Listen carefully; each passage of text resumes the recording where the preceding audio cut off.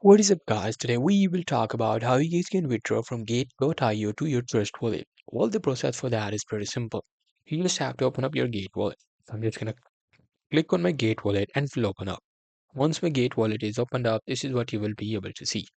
Here, withdraw it to your Trust wallet. You just have to click on this send section. In the send section, you just have to select the cryptocurrency you want. Currently, in my case, I do not have any cryptocurrency, so it is telling me that I do not have any.